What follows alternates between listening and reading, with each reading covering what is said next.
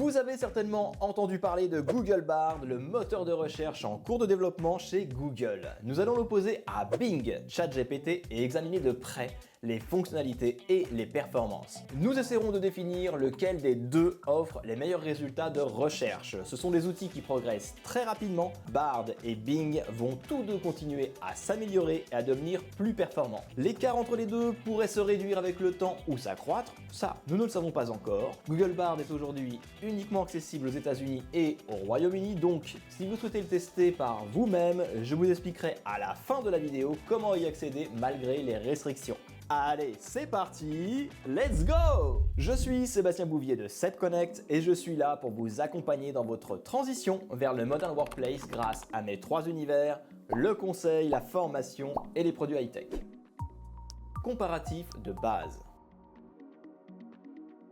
Nous allons débuter les comparaisons par leurs performances et leurs fonctionnalités respectives. Et nous discuterons également de leur aspect visuel car il y a tout de même de sacrées différences. Le nouveau Bing avec ChatGPT ressemble beaucoup plus à un produit bien abouti comme quelque chose que tout le monde pourrait utiliser aisément. Avec Bing, vous êtes limité à 5 requêtes par conversation, paramètres modifiés lors de la dernière mise à jour, et 2000 caractères dans le prompt, ce qui peut être handicapant parfois. Lorsqu'il vous donne une réponse dans la plupart des cas, il vous met à disposition ses sources. Vous pourrez choisir entre 3 modes différents. Le mode conversation pour poser des questions, le mode rédigé qui permet de formuler une réponse à un mail ou de composer un post pour un blog par exemple, et enfin le mode information qui vous permettra de récolter toutes sortes de renseignements sur la page web que vous avez consultée. Il y a aussi 3 styles de conversation différents qui sont créatifs pour des réponses un peu plus originales, le mode équilibré pour des réponses raisonnables et harmonieuses et enfin le mode précis pour des réponses brèves et précises. Bon, j'ai d'ailleurs fait une vidéo dédiée à Microsoft Bing que je vous invite à aller voir. Google Bard, quant à lui, ressemble plutôt à un produit Google. Il est donc épuré et simple d'utilisation. De plus, lorsque vous tapez la question, elle ne s'affiche pas à l'écran au fur et à mesure, mais s'affiche entièrement d'un coup, ce qui rend Bard plus rapide que Bing. Quand vous obtenez une réponse, vous avez la possibilité de la noter avec un système de pouces. Vous pouvez régénérer une nouvelle réponse et lancer une recherche directement dans Google. De plus, il génère 3 brouillons de chaque réponse afin que vous puissiez voir les ébauches qui n'ont pas été retenues. Bard est disponible qu'en anglais pour le moment et les réponses, forcément, elles se feront en anglais. Mais vous aurez toujours la possibilité de traduire la page. J'ai remarqué aussi qu'il a tendance à moins vous proposer ses sources, contrairement à Bing. Dernier inconvénient, et pas des moindres, il rencontre des difficultés à retenir le contexte pendant des conversations plus longues. Vous avez à présent une idée sur les capacités globales des deux moteurs de recherche. Je vous propose donc de passer à la pratique en leur soumettant différentes questions afin de les comparer. Question simple.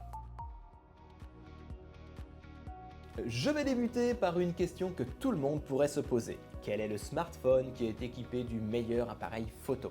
Alors, en posant ma question en français à Bard, il me répond qu'il n'a pas été formé pour répondre aux questions en français. Il va donc falloir que je traduise ma question en anglais. Seulement, vous avez toujours la possibilité, après obtention de la réponse, de lancer la traduction en faisant un clic droit, puis sélectionner Traduire en français. Donc après avoir traduit ma question et après l'avoir soumis, Bard retourne une réponse avec 3 mobiles différents.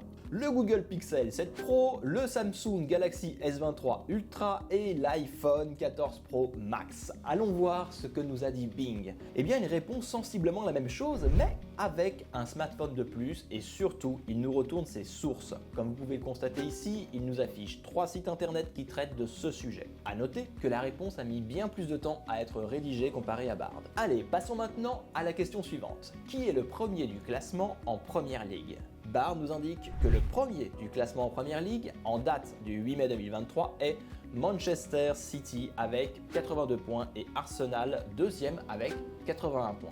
Nous allons voir ce que proposent les autres brouillons. Ici à droite, il nous donne plus de détails comme l'identité du troisième qui est Newcastle et le quatrième du championnat qui est Manchester United. La réponse en tout cas est correcte. Passons à Bing qui nous sort la même réponse, c'est-à-dire Manchester City avec 82 points, suivi d'Arsenal avec 81 points, puis Newcastle avec 65 points. Cependant, Bing précise le nombre de matchs joués par les équipes qui est une information à ne pas négliger. Bon alors, concernant les questions simples, je pense que l'on peut dire qu'il y a match nul entre les deux moteurs de recherche car les réponses sont correctes avec plus ou moins de détails. question compliquée. Allez, on enchaîne avec des questions un peu plus complexes. Ma première question sera: j'ai besoin d'un programme d'entraînement pour 3 jours par semaine. Mon objectif est d'avoir des abdos en béton. Bard nous propose bien un programme sur 3 jours avec d'excellents exercices pour durcir vos abdos. En complément, il prodigue des conseils vraiment excellents comme manger sainement, dormir suffisamment pour que les muscles se reposent, de s'échauffer avant chaque séance et surtout d'être patient. Bon, je pense que c'est plutôt complet comme programme, je valide. Voyons maintenant ce que Bing a dans le ventre. Il est important de préciser que je pose exactement les mêmes questions aux 2 moteurs de recherche. Allons-y.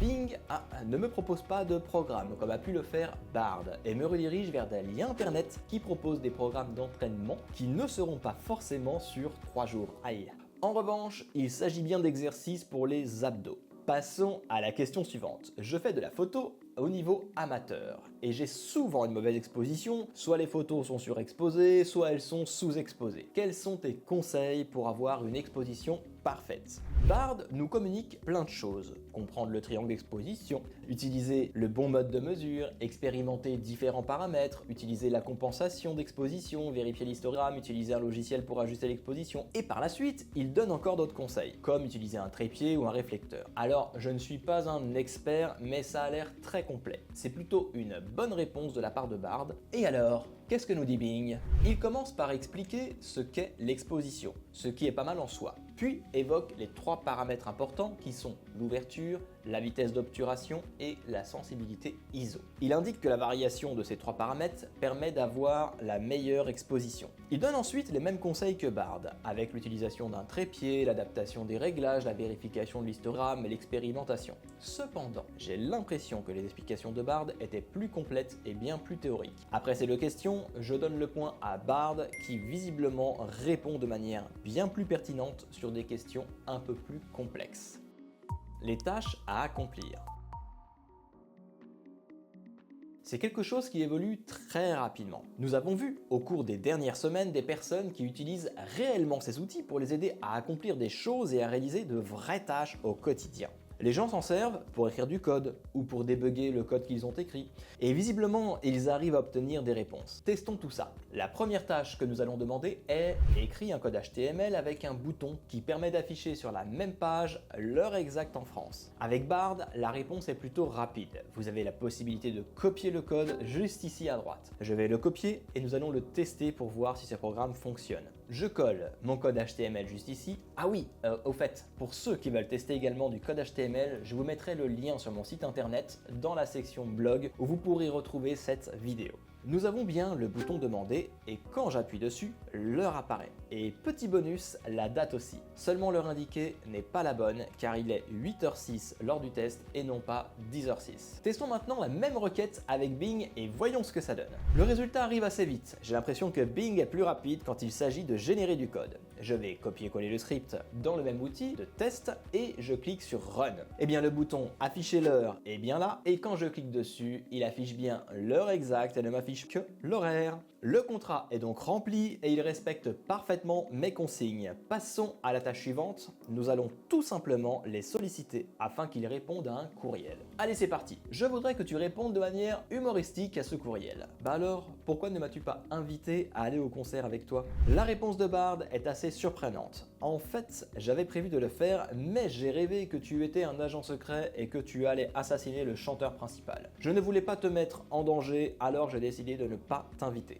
Bon alors, même si l'assassinat n'est pas forcément un acte drôle, la réponse reste tout de même décalée. Et concernant l'humour, eh bien je vous laisse juger. Et à la fin, il rajoute: en attendant, voici une vidéo d'un chat jouant du piano. Ce n'est pas tout à fait la même chose que de voir son groupe préféré en live, mais c'est le mieux que je puisse faire. Bon, allez, ça passe, on valide la réponse. Bing de son côté nous a fait une réponse plutôt sympa. C'est juste que je savais que tu étais allergique à la musique. Tu te souviens de la dernière fois que tu as écouté du rock? Bah tu as eu une crise urticaire et tu as failli t'étouffer avec ton popcorn. C'était pas très glamour. Et derrière, il en remet une couche. Je ne voulais pas prendre le risque de te faire souffrir ou de te gâcher la soirée. Je pensais que tu préférerais rester chez toi à regarder les documentaires sur les escargots. C'est plus ton style, non? Ne m'en veux pas, je voulais juste te protéger. Et puis, le concert était nul. De toute façon, le chanteur était faux, la sono était pourrie et il y avait une odeur de chaussettes sales dans la salle. Bref, tu n'as rien raté. Alors moi j'adore, la réponse est plutôt bien tournée et elle est même plutôt amusante. Clairement, concernant de simples tâches à accomplir, je donne le point à Bing qui dans un premier temps nous code parfaitement en HTML ce que nous lui avons demandé. Et concernant la réponse à un courriel, j'ai préféré l'humour léger de Bing.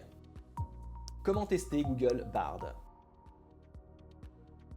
Pour tester Bard dès aujourd'hui, rien de plus simple. Il faut passer par un VPN pour simuler une connexion aux États-Unis ou au Royaume-Uni. Pour ce faire, j'utilise Edge et un VPN gratuit qui se nomme Urban VPN Proxy. Vous trouverez un lien en commentaire ou directement sur mon site internet dans la section blog. Installez-le et activez-le aux USA par exemple. Ensuite, il faut vous rendre sur bard.google.com. Vous arriverez sur cette page. Il faudra cliquer sur le bouton en bas à droite Join Waitlist pour vous inscrire à la salle d'attente. Mais ne vous en faites pas, vous aurez un retour quelques heures après l'inscription. Allez, passons à présent aux résultats de notre test. Alors une fois tous les éléments pris en compte, honnêtement je préfère Bing en ce moment pour ses capacités. Autre point important, c'est ChatGPT ou plus précisément GPT-4 qui est derrière le moteur de recherche Bing. Et d'ailleurs, si vous maîtrisez le prompt et que vous donnez un maximum de détails, vous obtiendrez un résultat plus qu'impressionnant. Par ailleurs, Bing est sur le point d'être multimodal, ce qui signifie que vous pourrez lui donner d'autres formes de médias comme une image par exemple. Petite interruption rapide, car depuis que j'ai enregistré cette vidéo, Google a fait quelques révélations. Et oui, Bard sera disponible dans 180 pays en anglais et prendra en charge le japonais et le coréen. Mais attendez, car il y a bien plus. Le chatbot, à l'instar de Bing, sera multimodal et pourra même créer des visuels grâce à l'intelligence artificielle dans les prochains mois, en s'appuyant sur le générateur d'images Firefly AI d'Adobe. Ces nouvelles sont trop importantes pour ne pas être partagées dans cette vidéo. Allez, sans plus tarder, reprenons la vidéo.